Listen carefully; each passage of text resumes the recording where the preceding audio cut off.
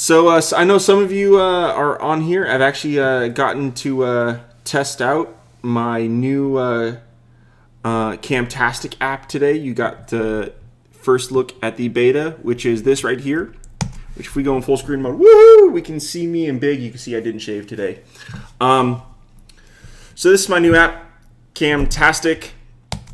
Really cool little app. I've shown you pretty much every single time, so we're not going to go into it. But you know about it. Check it out. Keep your eye out for it, and it's pretty cool. Before we start today, I actually want to show you guys something here. Let me change my mic really quick. Now let's test this out. I can't get computer audio to work through the stream, so we're just gonna. Here is my new.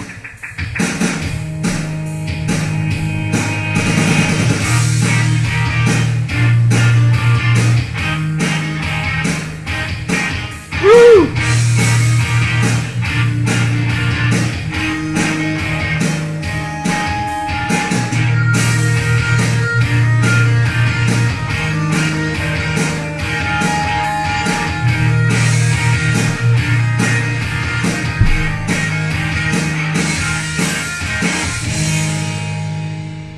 Oh yeah! So that's my new theme song. Pretty cool song. Let me switch my mic back here. Okay. Pretty soon I'll figure out how to stream that onto the thing so I don't have to muck with stuff. But cool new theme song.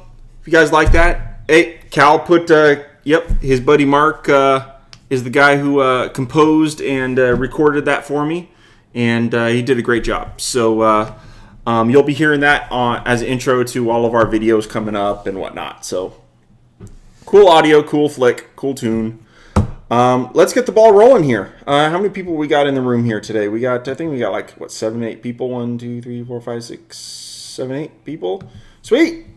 So as I stated on Twitter, we are going to be going over a couple cool things today. We're going to be going over the new Twitter stack.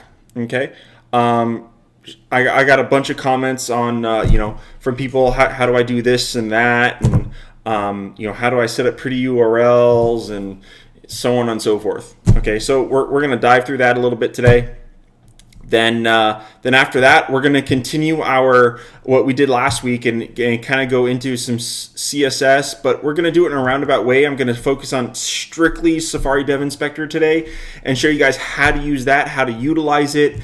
And then we'll probably pick up from there next week and do our last kind of CSS session. And, we'll review what we learned in Dev Inspector and really learn how to apply it to CSS, right? I think the Dev Inspector is a huge, great tool. So I think we're definitely going to have to take, a bulk of this session today and go through that. I think it's a very vital thing for everybody to know. Okay, so without further ado, let's go ahead and open up a Rapid Weaver file here.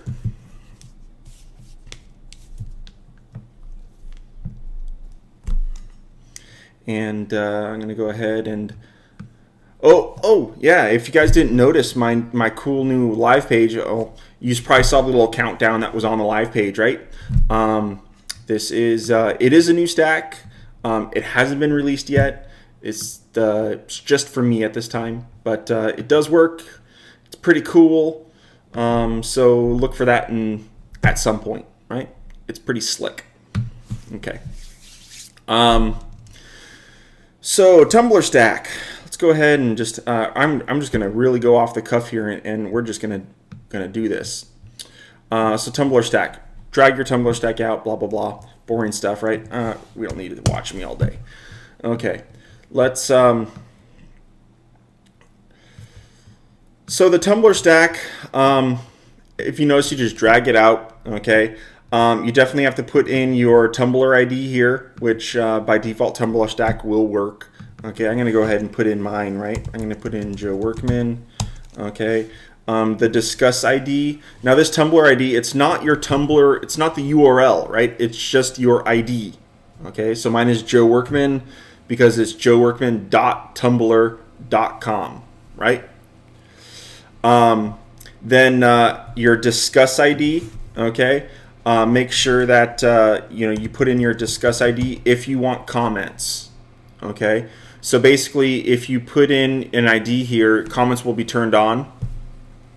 And if you don't put an ID in here, comments won't be turned on. So pretty simple. It's pretty logical. Cache in minutes. The Tumblr cache. So the Tumblr stack makes an attempt to cache all of your posts that are done. So if Tumblr goes down, your blog won't be down. Okay, because if we were to try to fetch your blog posts every single time, a user visited your page, and Tumblr was down, the Tumblr stack would basically say, "Sorry, I don't have anything," and basically display nothing on your blog. And that's not too cool, right? Because as we know, Tumblr lately has been going up and down and around, right? So having a little caching engine behind there where it actually caches your post for a certain amount of time is a huge benefit, okay? So again, it does cache. This is where you can define the expiration of that cache. And let me dive a little bit into how the caching works. This is outlined in the manual, but essentially, actually, if we bring up the manual, just so that we can all look at it and be on the same page. There it is. Okay.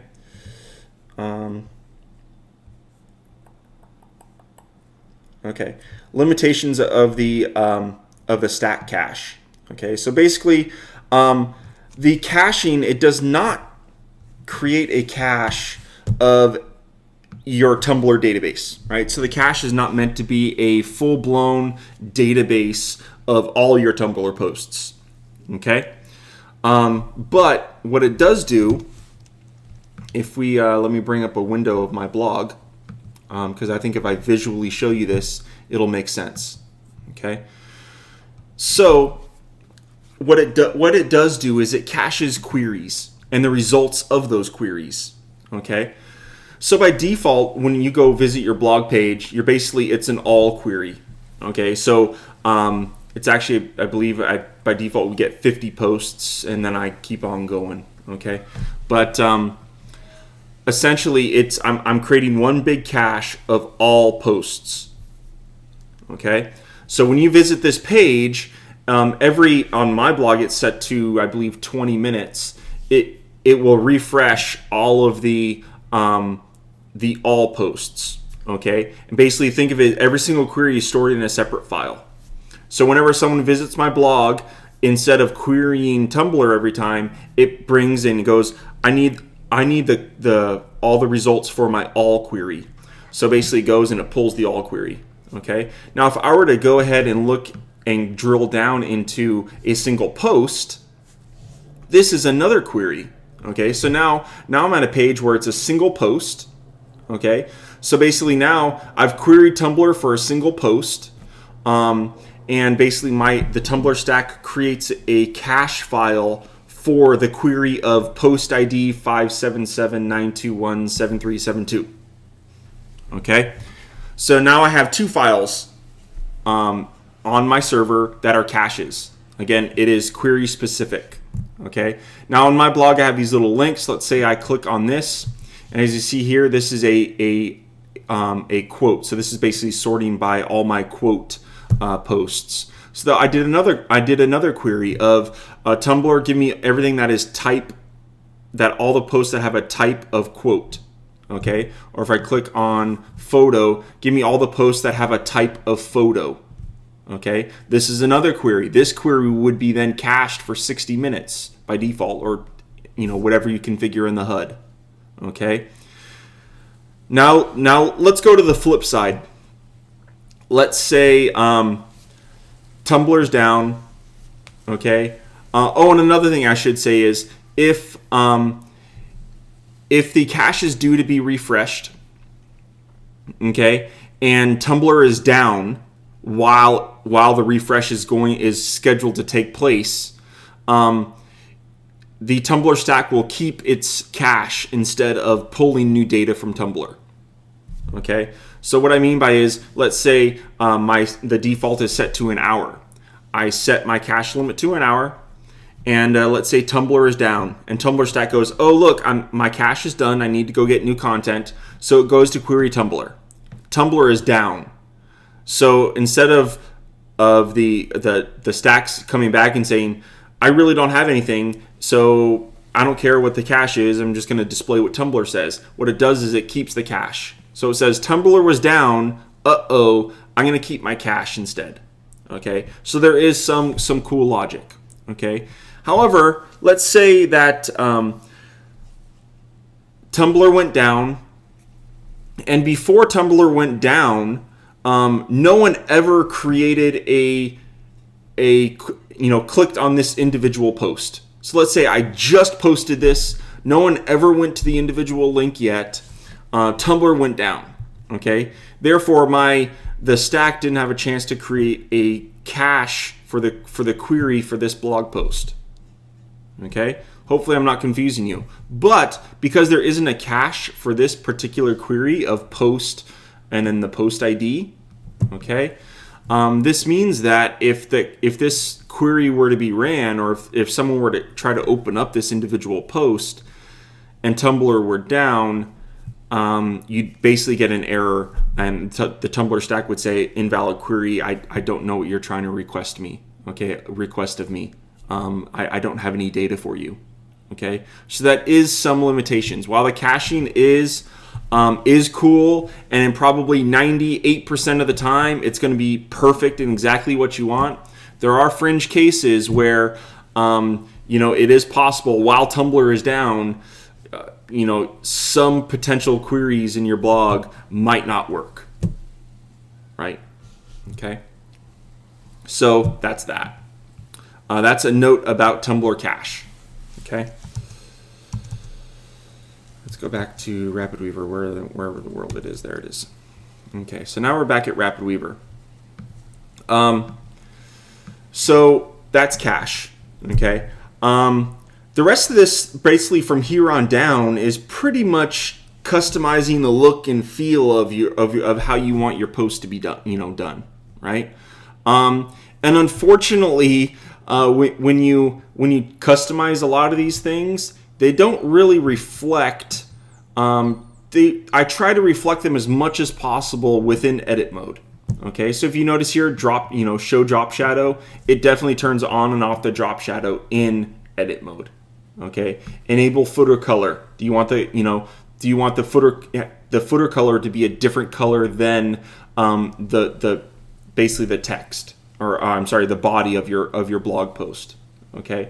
Do you want the date on the left or on the right? Now, unfortunately, this isn't going to show you in preview mode, but just to show you what it does look like, is now my default blog uses the date on the right, the top right. Now, if you go to my stack update blog, you'll notice that it does have a different look, and this is the date on the left. So if you check this over here, date on left, you will have the date on the left of the post. Okay.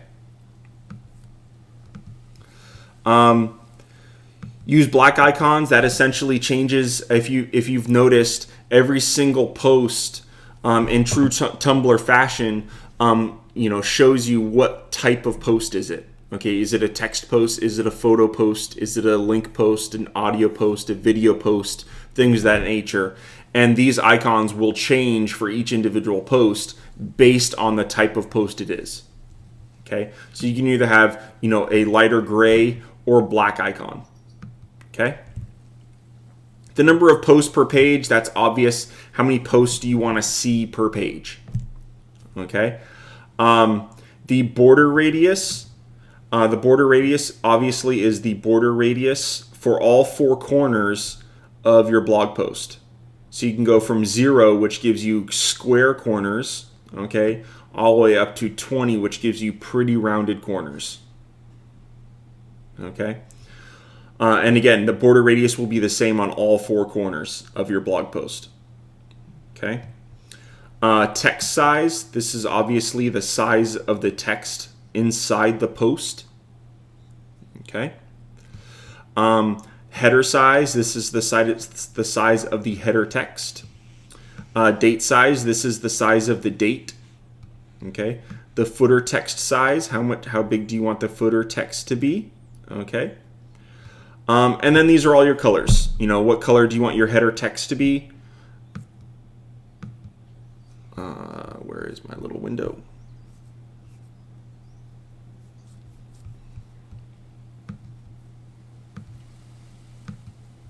Oh, here it is. Other display. Okay. So if we wanted, change the header text to be, let's just change that to blue. Okay, you can see we definitely changed the header text to blue. The footer background color, do you want it, a lighter gray, things of that nature. And again, if you enable, footer color background, turn it on and off. Okay.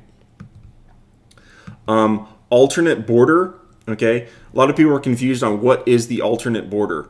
The alternate border, if you hover over, you'll see that it is basically the color of the border between the body and the footer.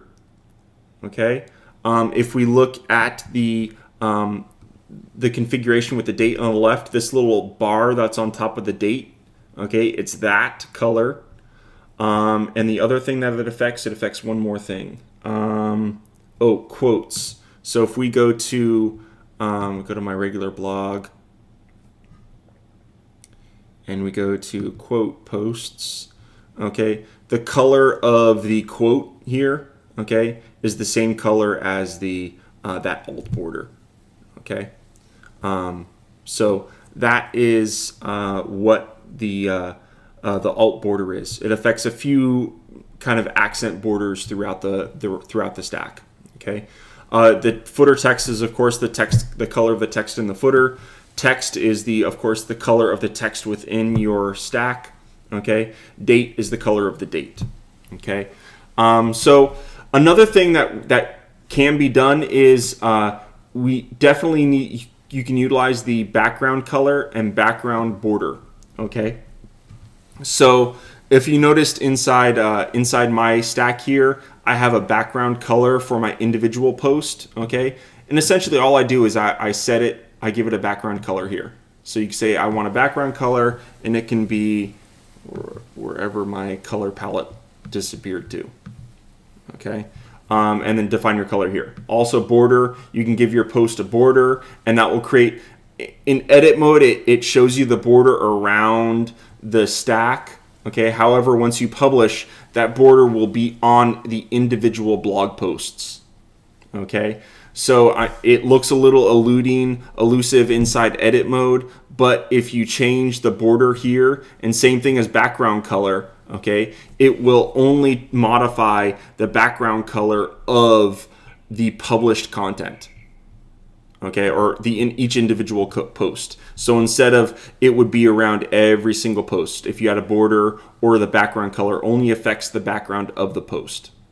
Okay. Now, obviously, if you don't want to have, I have a few questions of how do I make it so I don't want a box around every single one of my posts. Okay. To be able to do that is basically you have a transparent background, so you have no background. You have no border. Okay, probably disable your footer border, disable your drop shadow. Okay, and all of a sudden you now have a style where basically every single post looks as if it's just on the page. Okay, they're not styled in each individual box. They'll just be inside on the page, just as a normal paragraph text would be. Okay. The last thing that I'm going to review just a little bit, okay, is pretty URLs. Okay, so please, if you're going to turn on pretty URLs, you have to follow the manual to a T. Okay. Another thing I should mention is the Tumblr stack does require PHP5. So if your host is only has PHP4, you're gonna have to make sure you do have PHP5. Okay. So if you want to enable pretty URLs, and what pretty URLs are, is if we look at my blog again, okay, you'll notice that instead of normally, if we look at the query string that's here on the browser, you'll see it says joework.net/blog/type-quote. Okay. Now, normally, if I didn't have pretty URLs turned on, it would be this. It would be index.php type equals quote. Okay. If we've noticed that the pretty URL looks a lot nicer, right? It's also a little bit more search engine friendly, okay? Because Google and everything will source that and see kind of a prettier URL, and it won't ignore your query string, okay?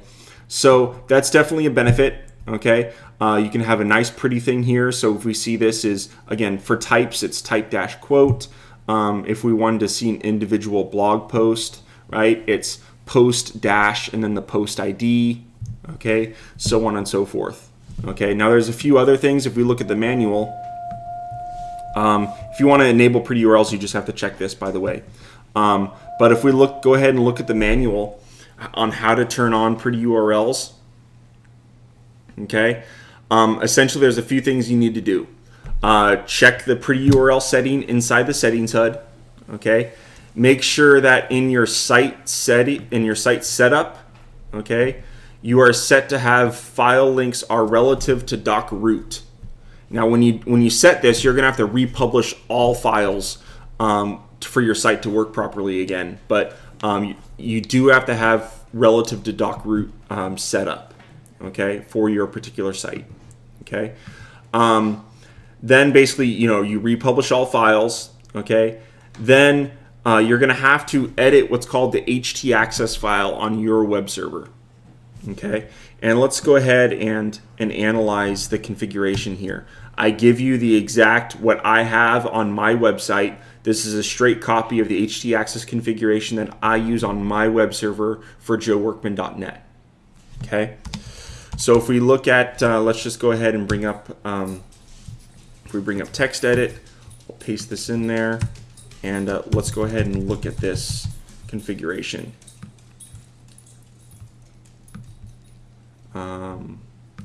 Go ahead and add others. Okay. So if we look at this configuration here, we'll see this first line is just a comment, just to say that from here on is our blog redirects. Okay. First, we have to tell your web server to, let me make this a little bit bigger. There we go. First, we have to tell, we have to turn on for your web server something called a read-write engine. Okay, so that tells your web server that we're going to start redirecting some stuff dynamically. Okay, now everything that's bold in here, you're going to have to replace with the path of where your blog is inside your website. Okay, so for example, this of course is a setup for my blog. Okay, if you go to joeworkin.net/blog, this is the blog, the settings that does the redirect. Okay, now what about my Stack Updates blog? I'm going to show you, basically I'm going to take this configuration and modify it so that it works with this blog.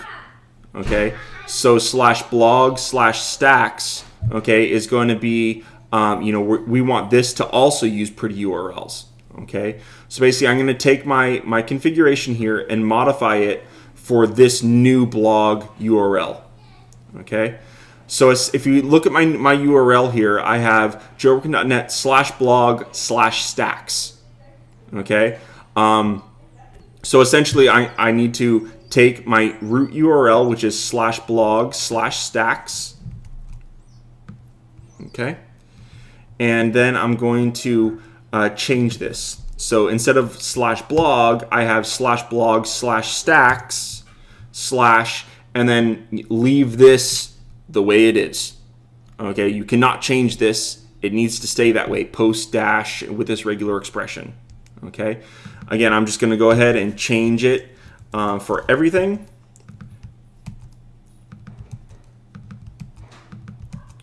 And remember, you have to change it both places. So I'm going to have to change it here as well. So there's 2 places in every single line. And also, if your page is not index.php, okay, by default it should be index.php, but if you've changed it to maybe blog.php or something of that nature, you're going to have to change that as well. Okay. Now this is a final configuration. You shouldn't have to change anything after this question mark. Don't touch any of that. Okay, and don't touch anything that looks like this regular expression: page dash, type dash, tag dash. Okay, refresh, things of that nature. Okay, just leave that as is. Okay, so once you save this file to your web server, depending on your host, it might take some time for the configuration to be reset. But you should then have pretty URLs working on your website. Okay. So let me look in the chat rooms and see if there are any questions regarding Tumblr. Let's see. But countdown doesn't show an IE8. Okay, thanks. I'll look into that. Discuss setup is simple as adding a username. Yes. The Discuss setup for the Tumblr stack, okay, is as simple as entering your Discuss username. That's it. That's all you have to do. So inside the settings HUD, just type in your username and Discuss integration will work. That's it. Okay. So yes, that's all you have to do to enable Discuss. That's it. Okay. Any other questions on the Tumblr stack?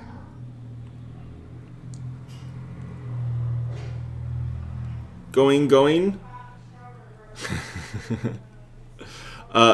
Tron asks, do we offer support for HT access changes? No. We, with the amount of work, I've given pretty straightforward and direct instructions. Please work with your hosting company to get your HT access working properly. Okay, I've also provided in the manual, I've provided a few resources, okay, here to help you out. Okay, if you want to do some different rewriting rules and stuff like that. Okay, but we don't have the bandwidth right now to really take on helping you out with the HT access rules and customizing all this stuff for your web host. Okay, so I've given as best instructions as I could, and even given you again the example configuration of what you would need. But in terms of support, please contact your hosting company. Okay. Other things, if you look at the URL structure in the manual, we'll show you all the various URL structures. One thing that's kind of a cool hidden feature of the Tumblr stack, okay, is manually refreshing your blog. 5 o'clock. Okay. So manually refreshing your blog. Let's say I have a blog post, okay, that I would like to refresh. So I post a new blog post to my blog, okay, and of course Tumblr, since it caches stuff on a routine basis, okay, it's not going to catch my new blog post until that cache is due to refresh. Okay. However, I built in a pretty cool little manual refresh feature. There's a couple different ways you can do it. If you have pretty URLs turned on, you could just do /blog/refresh. Okay. And that will do it for you. Okay. That's the pretty URL version. The other thing is if you don't have pretty URLs, you just do $refresh = 1. Okay, and that will do it for you as well. But essentially, another thing that you can do that's you don't even have to remember URLs at all is if you leave your mouse button and hover over the bottom left-hand corner of your blog page, you will notice it. Now it has to be there for 2.5 seconds. Okay, your mouse has to hover over the bottom left-hand corner for 2.5 seconds. And a button will be shown, and then you can click that button and it will refresh your page for you. Okay, and it will get whatever new blog content you have. Okay, so great feature. so that you don't have to remember exactly what URL you need to visit and so on and so forth. Okay. So now we're going to jump into the second part. I took about a half hour with the Tumblr stack, which is what I wanted to spend. And now we're going to go over the Safari Dev Inspector. Okay. Any other questions before I completely leave Tumblr? Okay. Whoops. So the Safari Dev Inspector, I touched base on it a little bit yesterday. Okay. Last week in last week's cast, when we went over some CSS and I showed you the Safari Dev Inspector and whatnot. But I'm going to go over, I didn't touch hardly any of the features of the Safari Dev Inspector. Okay. And we're going to spend some time right now and just dive into that. Okay.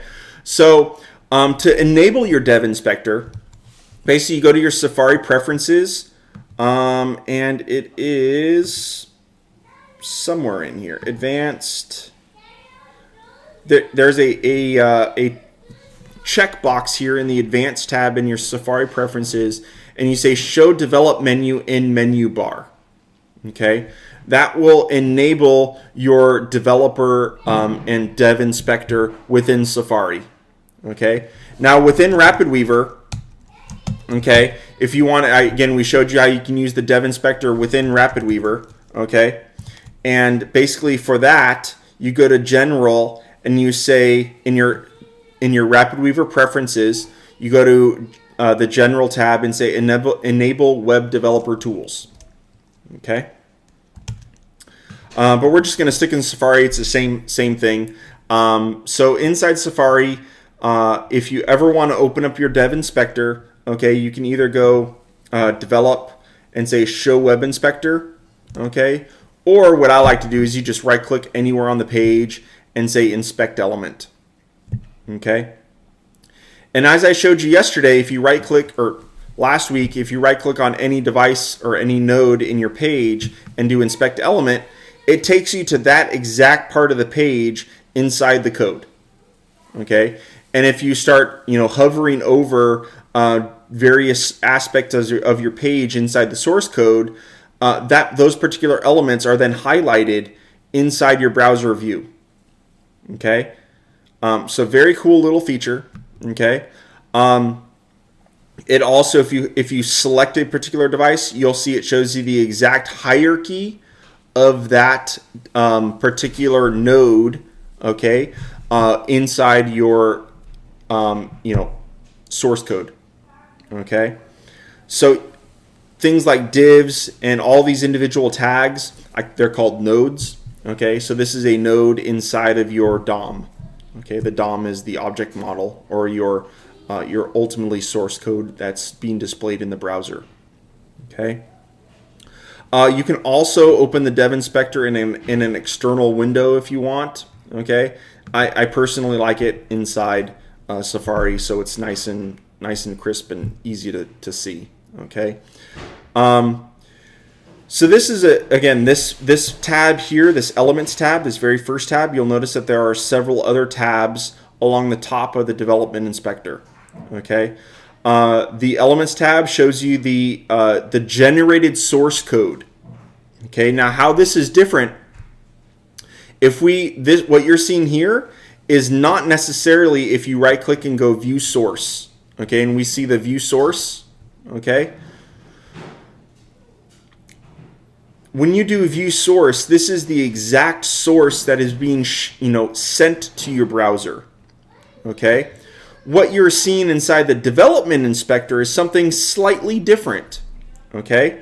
Let's say, for example, I have some JavaScript on my page that injects new content onto the page.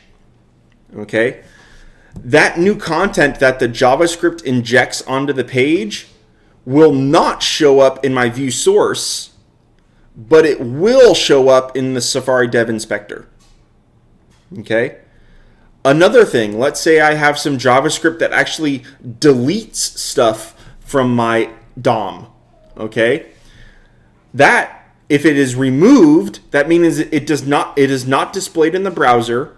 It will not show up in the Safari Dev Inspector, but it may show up in view source. Okay, so again, view source is basically the file that exists on your server. Okay, if it's an HTML file, if it's PHP, not even going to go there. Okay, but is basically the file that is the exact file that is returned to the browser. Okay, the browser then goes through and it processes all your JavaScript, and then your JavaScript might potentially add or remove or modify stuff within the code. Okay, and that modified end final result is displayed here for you. Okay, I'll come back and we'll review this this little pane over here that we kind of went over last week. I will go over that again. Okay, but let's go over some of the other tabs. The Resources tab in the Safari Dev Inspector. Okay, it's very cool. It shows you the total amount of time that it took to load something. Okay, how long we've actually been on the page. So if we refresh my page, we'll see that it took a total of 2.7 seconds for my page to load. You can see exactly the document took 259 milliseconds. Style sheets took 805 milliseconds. Images took 1.07 seconds. Scripts took 2.02 seconds to load. And fonts took 160 milliseconds. Okay. Now, if you look, this number is constantly changing. It's because JavaScript is still running. But if you load your page, you'll see that, initially exactly how long does it take to load certain elements on your page. Okay. Now, if you look, you can display this graph by time or by size. So you can see exactly my page is 71K. Okay, how much is my scripts? How much is images? How much is style sheets? So on and so forth. Now, some of this is actually a little bit smaller than you would expect, and that's mostly because my browser has cached images.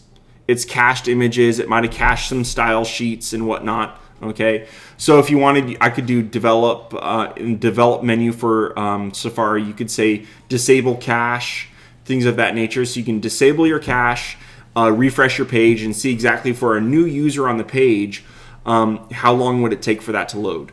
Okay. So it even drills down a little bit farther. You can see each individual. You can see each individual file and whatnot, how the size of that file, what was loaded, what took the longest to load. Okay, if we do time, okay, which file here took the longest to load, when did it load, things of that nature. Okay, so this is a great little tool that I use from time to time. It's also a great way to see dwindle down. If we notice at the top, we have all. You can go documents. You can see all style sheets, images, scripts on the page, fonts on the page, so on and so forth. So I use this a lot. If I want to see all the style sheets that are loaded on a page, you can easily go Resources, limit the view by style sheets. Then you can quickly go and see what's this style sheet, okay? What's this style sheet? What is this style sheet? So on and so forth. So it's a great way of viewing, style sheets that are used. Same thing with scripts, okay? You can see all the JavaScript that's loaded on the page. You can see exactly the contents of that JavaScript, okay? So if you notice here, this is my cycler stack right here inside the JavaScript file, at least part of my cycler scripts, right? So images, you can see all the images that are loaded on the page. You can actually see them. Okay. So again, great tool. This is the Resources tab. The next tab is a Scripts tab, which is very similar to Resources. Actually, it's just a way of viewing all of your scripts, okay, via a little drop-down menu.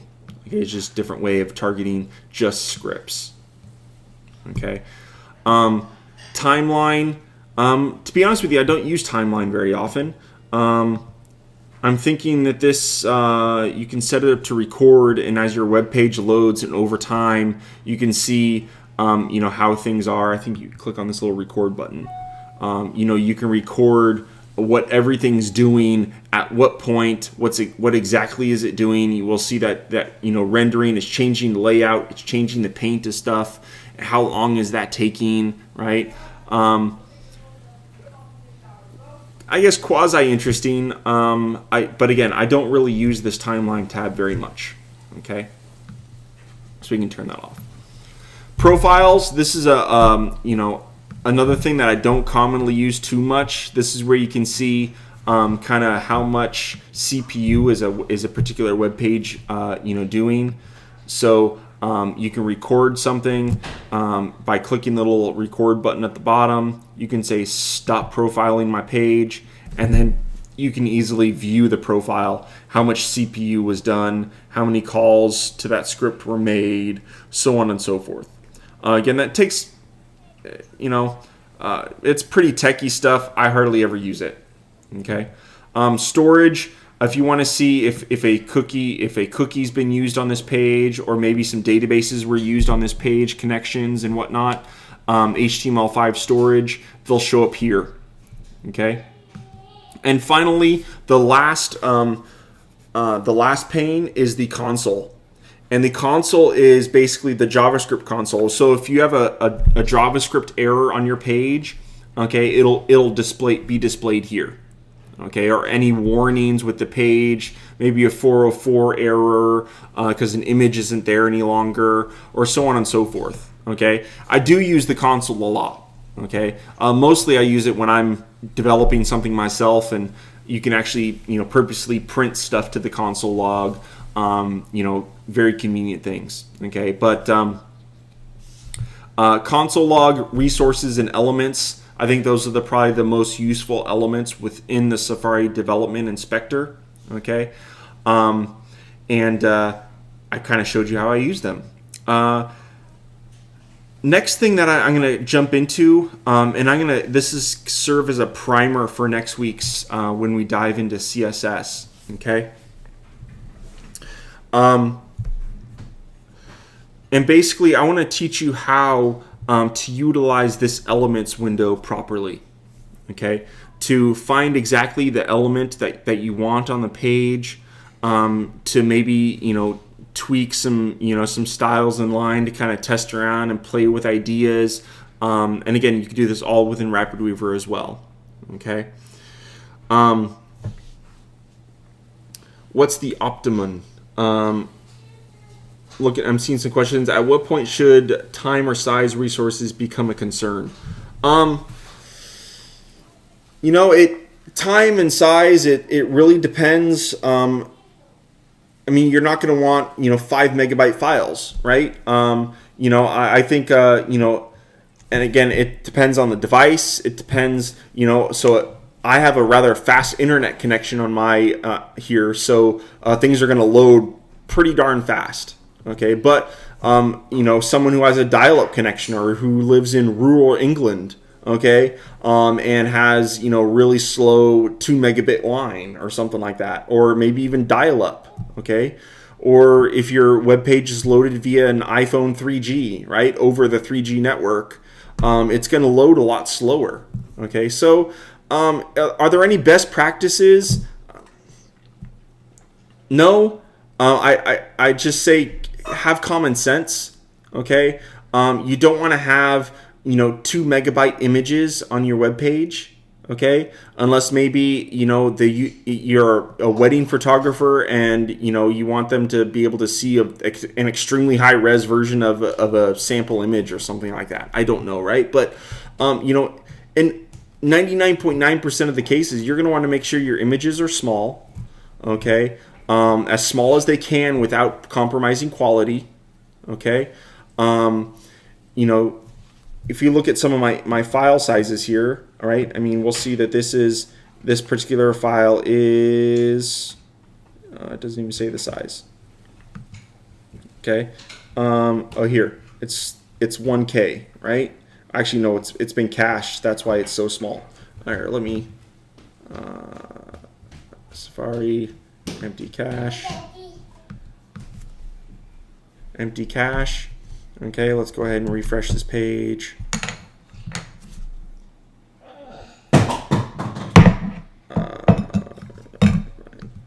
cache. Refresh my page again.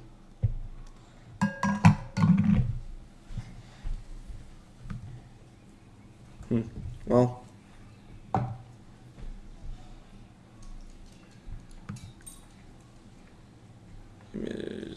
it was not showing me all the sizes. It's still loading these cached images. But again, it's just common sense, I think. Right now, I think it is, if a user is going to be visiting your page, the browser will cache stuff, which is nice, right? It'll cache JavaScript files, it'll cache CSS files, it'll cache images. Okay, so that's great. But I think it is important, that you do want to keep things as compressed as possible, and again, make images as small as possible without reducing quality. Okay. So sorry if I danced around that a little bit. Someone asked me if I can make a common sense stack. Funny. I'm gonna jump back into this elements because I spend a lot of time in here. And I think it's very important. Okay. Again, this is your HTML tree of your finished product that is displayed to the web browser. Okay. You can highlight any particular div, okay, or node as I call it, and it will then be highlighted actively inside your browser window. Okay. Whenever you highlight something over here, okay, in this view, you can easily go and see the styles, okay, and we'll dive into this a little bit in a second. Okay, you can see the metrics, okay, which again are how big is it, okay, so width times height, okay, then before that is padding. Okay, so outside of that is padding. This particular has a 0 padding, so you see dashes. Outside of that is a border. This particular node has 0 border, so we see that there are dashes there. It has 0. The next is margin. Now we do see that it does have a defined margin. It has a top margin of 10, a bottom margin of 15, and a left and right margins of 5. Next is properties. This kind of, to be honest with you, I don't even think I've ever actually looked at these properties. This kind of goes into some really, really, really techie stuff. Okay. I would say you can probably safely ignore this. I see what it is, but you can probably safely ignore this. In my 2 years of using Dev Inspector, I've never gone into here. Okay, so a lot of this stuff is JavaScript stuff that, as you see prototypes used, it's set, and it's a lot of, what's your class name, base, stuff you're probably not going to have to use very often. So we could probably ignore that. Event listeners, this is if there is a JavaScript event listener, tied to that particular node. You can see that. Okay. But we're going to spend most of our time in metrics, okay, which is very simple. We have, again, width and height, padding, border, and margins, okay? You can tweak this in line. So if I wanted to start adding a border around here, I can say put a 3-pixel border. Oops. Or fine, let's add padding. Let's add 3-pixel padding.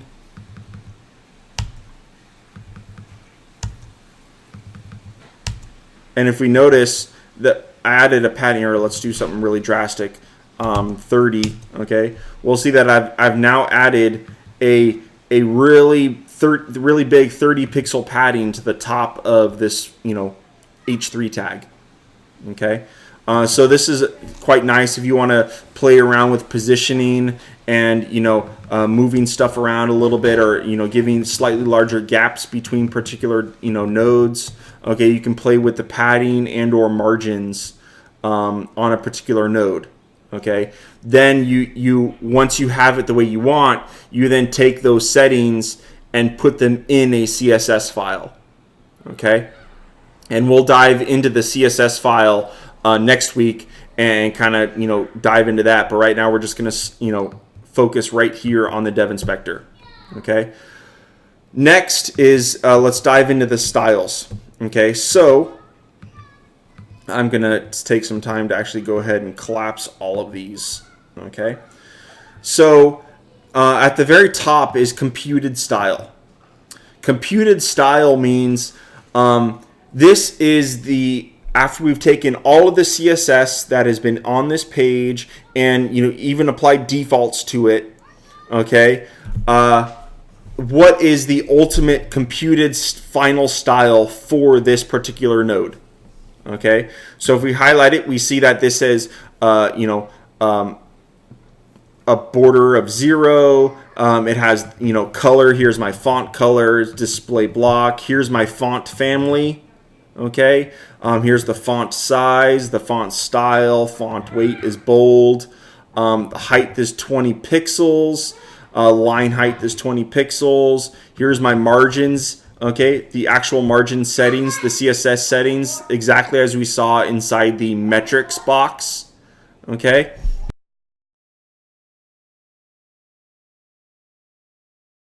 You also have outline color potentially. We have outline style as none, so you're not noticing that, right?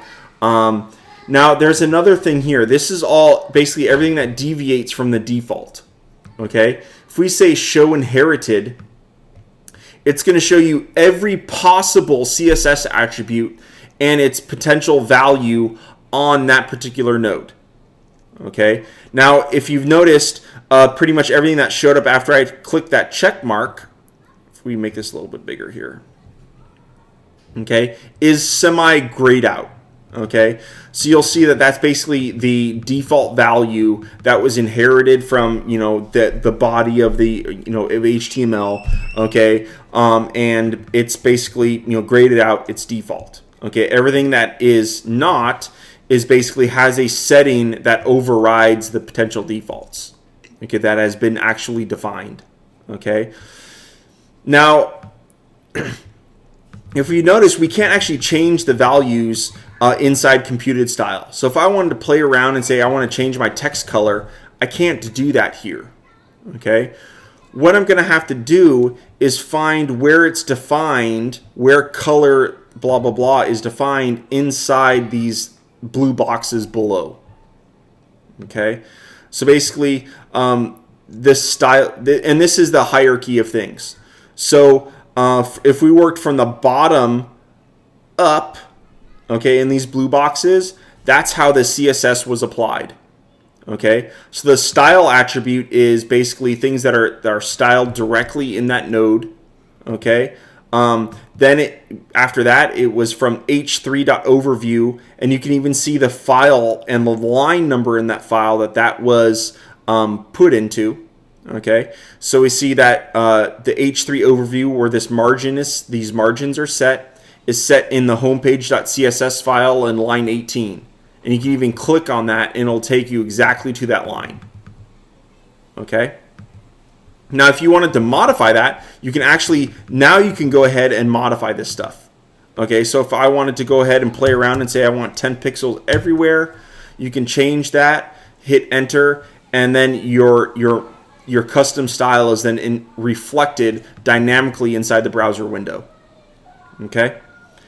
And you can just keep going down the tree till you find the exact CSS setting that you want. Okay.